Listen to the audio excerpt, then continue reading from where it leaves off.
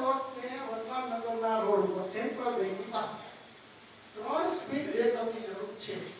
મેં ભાઈ સુધી પ્રવીણભાઈને કીધું છે, ભાઈ સુધી ગ્રીનભાઈને કીધું છે, તમારા અધિકારીને ફોન કરી તો કે લેખિત આપો. જો લેખિત આપો એસીપી સાહેબની લેખિત મળી કાપી બરોબર. આ તો એક નાનો પ્રશ્ન તમને શું છે કે ઉપર તમે આવો એક નાનો સ્પીડ બ્રેકરનો પ્રશ્ન છે.